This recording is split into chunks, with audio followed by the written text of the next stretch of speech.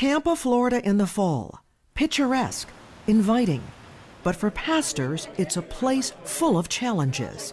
To stand strong in the midst of a lot of opposition. The blurred lines between denominations, really, I find that to be the most difficult thing to deal with right now. Hello, Lenny. Good bless you, my friend, man. On this day, a chance to connect with others also on the front lines for Christ. The event is WTBN Radio's 12th annual appreciation luncheon for pastors and ministry leaders. It's sold out, with more than 600 leaders attending from the entire Tampa Bay area.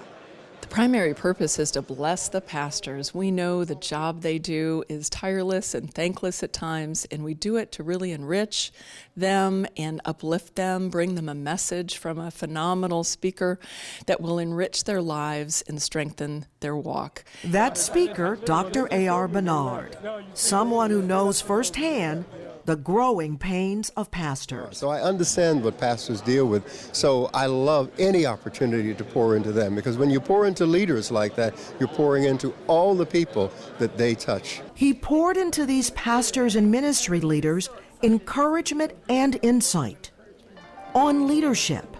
Leadership is a foul-weather job. No one wants to know who's in charge until things go wrong, and then everybody wants to know, okay, who's in charge? On loving. You can't engage in ministry without loving people. And my wife and I have learned how to love them, because as leaders, we need to learn how to love them. And my wife found the secret when she said, wow, you know what? It's not hard to love people when you don't have to take them home with you. On millennials. They're comparing the experience at your church to all of the other experiences that they have in society. And if that experience is not comparable, then the church is deemed irrelevant and antiquated. On the church and society. We have a moral voice.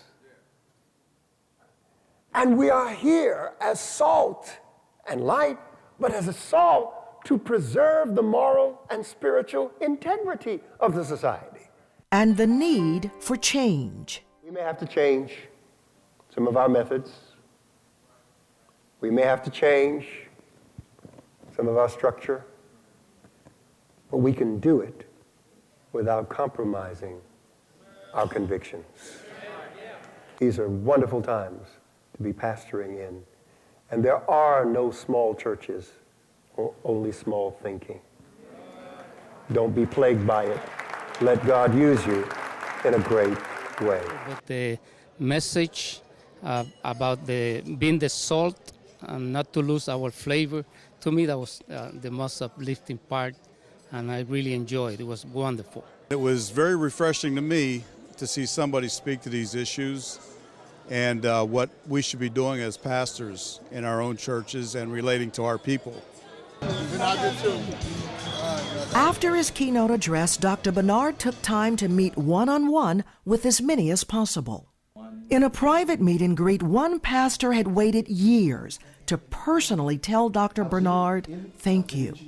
His talk at a Promise Keepers rally in the 90s changed Jeffrey Singletary forever. You were talking about procrastination. Mm-hmm. You talked about your story on procrastinating and how you procrastinated about obeying God. That night, I surrendered to God's call to full-time ministry. While these pastors definitely have their work cut out for them, they left this event armed with more tools to be a stronger force in their communities. Cheryl Martin, CCC News, Tampa, Florida.